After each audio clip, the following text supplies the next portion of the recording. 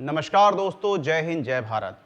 आजकल मैं चर्चा कर रहा हूं मध्यकालीन भारत की, और इसी कड़ी में मैं बात करूंगा आज सूफी आंदोलन की, या भारत में सूफीवाद क्या था।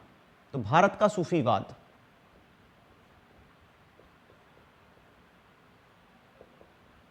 सूफी मतलब फकीर,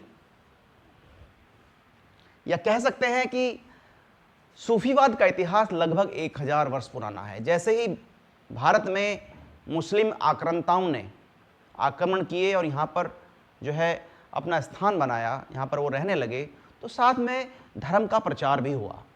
उस प्रचार प्रसार के लिए उन्होंने कई तरीके अपनाए, चाहे वो कला के माध्यम से, चाहे संगीत के माध्यम से, चाहे शिक्षा के माध्यम से, या फिर अन्य माध्यम से लोगों को प्रभावित करने के बहुत सारे तरीके उन लोगों ने अपनाए। तो भारत में अगर सूफीवाद की बात करें तो भारत का इतिहास लगभग जो सल्तनत कालीन से अगर हम बात करें तो तब से या उससे भी पहले, जब आक्रांताओं ने यानी महमूद गजनवी, गौरी ने भी आक्रमण किए, तो उनके साथ कुछ संत महात्मा जो इस्लामिक संत थे वो भारत आते थे, साथ में यहाँ प्रचार प्रसार करते थे इस्लाम का। तो सूफीवाद की उपस्थिति पूरे दक्षिण एशिया में इस्लाम को पहुंच बढ़ाने का कार्य उसने किया, और जिसकी शुरुआत जो है 8वीं सदी से ही प्रारंभ हो गई थी, जैसे जैसे इस्लाम का प्रवेश पूरे दक्षिण भारत में फैला। तो अगर मैं बात करूं तो 11वीं सदी के दौरान जो है, यानी कि 10वीं और 11वीं सदी के आसपास पहले आया, और 11वीं सदी के दौरान जब सल्तनत कालीन समय जो है भारत में प्रारंभ हुआ, यानी उसके बाद जब 12वीं सदी में, 12वीं या 13वीं सदी में जब सल्तनत काल यहाँ पे चरम पर था, तब इसका एक तरह से सूफियों का यहाँ पर प्रचार प्रसार बढ़ने लगा। फारसी भाषा प्रभाव ने इस्लाम के साथ दक्षिण एशिया में जो है एक तरह से सूफी विचार को आगे बढ़ाने का कार्य किया। इस्लाम की उपस्थिति पर एक स्थायी प्रभाव जो है यहाँ पर उत्पन्न हुआ, और सूफी परंपराओं के विभिन्न नेता तरीक ने सूफीवाद के माध्यम से इस्लाम के लिए स्थायी नेताओं के पेश करने का एक संगठन वहाँ पर जो है बनाया, और उस संगठन को गतिविधियों में लिप्त कराया। तो सूफी की अगर हम बात करें तो एक तरह से सूफी की 3 परंपराएं प्रचलित हैं। पहला है सिलसिले। तो अगर हम बात करें इसकी पहली परंपरा सिलसिले के अंतर्गत अगर हम बात करते हैं तो यह 13वीं शताब्दी में प्रारंभ हुआ, और इसके 12 इनकी संख्या 12 बताई गई है। खानकाएं की अगर बात करते हैं तो खानकाएं की संख्या जो है वो बहुत अधिक है, और सूफियों में खानका में सूफी संतों का आशीर्वाद लेने के लिए धार्मिक भक्त आते थे, उन्हें खानकाएं बोलते थे। संगीत, नृत्य और इस तरह की चीज को समा बोलते थे, समा। तो संगीत या जो वहाँ पर महफिलें जमाई जाती थी धर्म प्रचार के लिए, उसको क्षमा कह सकते हैं। तो अगर इसके इतिहास की बात करें तो जब 711 में अरब सेनापति मोहम्मद बिन कासिम ने जब सिंध और मुल्तान पर जब आक्रमण किया था, तो उसने ऐतिहासिक उपलब्धि में दक्षिण एशिया को मुस्लिम साम्राज्य से उसने जोड़ा था। इसके साथ ही अरब मुसलमानों का जो स्वागत है वो व्यापारिक उपक्रमों के तहत भारत में हुआ। समुद्री बंदरगाहों के साथ उन्होंने जो है गठजोड़ किया, और खलीफाओं की मुस्लिम संस्कृति भारत में प्रवेश कर गई।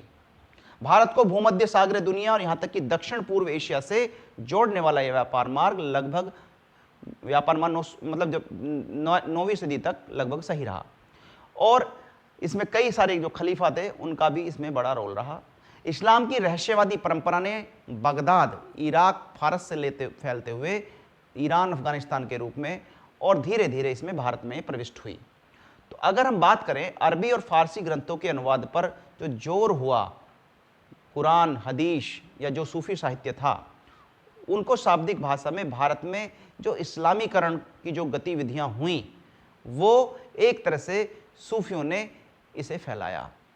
सूफियों ने यानी कि सूफी संत जो थे उन्होंने इसको प्रचार प्रसार किया, उन्होंने गीत गाकर, लोगों से मिलकर, लोगों के बीच में ये पॉपुलर हुआ।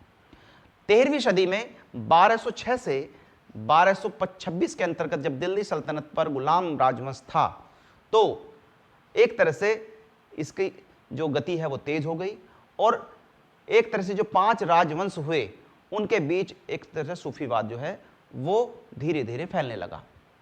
अगर हम बात करें इसके विकास की, तो पारंपरिक संस्कृति के रूप में ये धीरे धीरे अरब से भारत की ओर इसने प्रवेश किया और इस्लाम का जो एक तरह से जो दृष्टिकोण था वो मदरसा पद्धति में परिवर्तित हुआ। यानी कि कहने का मतलब मदरसे खोले गए भारत के अंदर और उसमें एक तरह से सूफीवाद की शिक्षाएं दी जाने लगी। उसके लिए जो अध्यापक थे वो सूफीवाद को एक तरह से आध्यात्मिक तौर पर लोगों से जोड़ने लगे।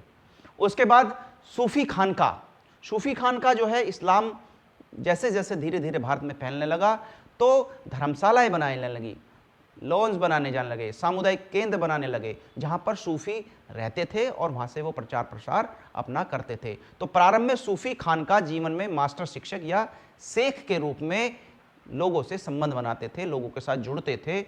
जैसे उदाहरण के लिए खानकाओं में छात्र प्रार्थना, पूजा, अध्ययन और एक साथ काम करने का जो तरीका था वो ये लोग करते थे।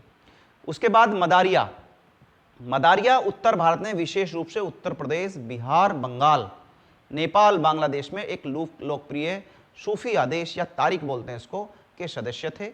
और मदरिया जो है वो जो उसके पहलू थे यानी कि जो धार्मिक जो एक तरह से जो विचार था उसे एक तरह से लोगों से कनेक्ट करने में कहीं ना कहीं सफल हुए। सईद बदरुद्दीन जिंदा शाह जो है इसने इसकी शुरुआत की, जिसे कुतुब उल मदार कहा जाता है। और कानपुर जिले के मकनपुर में उनके मंदिर या दरगाह जो है वो आज भी केंद्रित हैं। साजिलिया की स्थापना इमाम नूरुद्दीन अबू अल हसन ने की और साहिदिला की फासिया शाखा को कुशबुल उजूद इमाम फासी ने मस्जिद अल मक्का के रूप में उसने आधार बनाया। चिश्तिया की बात करें तो इसमें बहुत सारे चिश्ती हुए हैं। जैसे अगर चिश्ती परंपरा की बात करें तो पहला संत अबू इशाक शमी था जो 1940 से 41 ने अफगानिस्तान के भीतर चिश्ती शरीफ में चिश्ती आदेश की स्थापना की थी। इसके अलावा उससे पहले संत मोइनुद्दीन चिश्ती का नाम आप लोगों ने सुना होगा। मोइनुद्दीन चिश्ती जो लगभग 1236 के आसपास रहे, उन्होंने इसे एक तरह से बढ़ाने का कार्य किया, शुरुआत करने का कार्य किया। और धीरे धीरे ख्वाजा मोइनुद्दीन चिश्ती मूल रूप से ईरान, दक्षिण पश्चिम अफगानिस्तान के रहने वाले थे और मध्य एशिया, पूर्वी ईरान, अफगानिस्तान, उत्तर भारत, हर जगह उन्होंने अपनी जो है एक तरह से इस चीज़ को आगे बढ़ाने का कार्य किया। अजमेर राजस्थान में वे बस गए और दिल्ली सुल्तान का उन्होंने गठन किया। एक तरह से वो धर्म प्रचार जो है उन्होंने किया। तो इस तरह से कह सकते हैं कि चिश्तिया जो था वो भी मोइनुद्दीन चिश्ती ने उसको आगे बढ़ाने का भारत में कार्य किया। इस पर और अगर बात करें सुहरावर्दी, तो इस परंपरा के संस्थापक थे अब्दुल वाहिद। उन्होंने जो है 1168 में इसे फैलाने का कार्य किया। और इसके अलावा कुबरविया यह परंपरा अबू जनाब अहमद ने शुरू की थी।